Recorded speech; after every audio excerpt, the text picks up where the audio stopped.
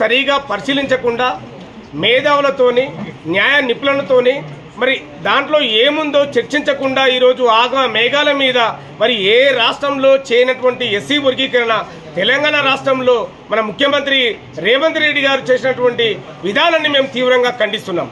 ఎందుకంటే మరి ఏదైతే సామాజిక న్యాయం ఉందో మరి సామాజిక న్యాయం దిశలో మరి ఈరోజు రాష్ట్ర ప్రభుత్వం కానీ కేంద్ర ప్రభుత్వాలు కానీ సరైన పద్ధతిలో వెళ్ళట్లేదని చెప్పేసి కూడా ఈ సందర్భంగా మేము గుర్తు చేస్తా ఉన్నాం. ఈరోజు తెలంగాణ రాష్ట్రంలో ఎస్సీ వర్గీకరణ చేసి మాల సామాజిక వర్గాన్ని మరి తడిబట్టతో మరి గొంతు కోసినటువంటి రేవంత్ రెడ్డి గారి యొక్క వైఖరిని మేము తీవ్రంగా ఖండిస్తున్నాం.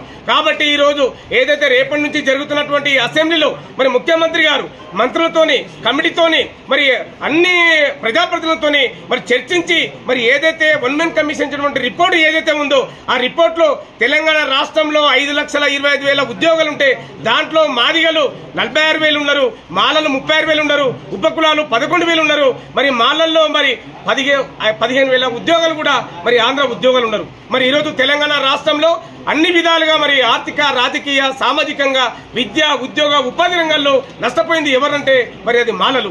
కాబట్టి రోస్టర్ విధానంలో అన్యాయం చేసిండు ముఖ్యమంత్రి గారు, అదేవిధంగా రిజర్వేషన్లు కూడా అన్యాయం చేసిండు. మరి ముఖ్యమంత్రి గారు ఈ రోజు అసెంబ్లీ సాక్షిగా అసెంబ్లీలో మరి చర్చ పెట్టి మరి మాలలకు 5 నుంచి 7% రిజర్వేషన్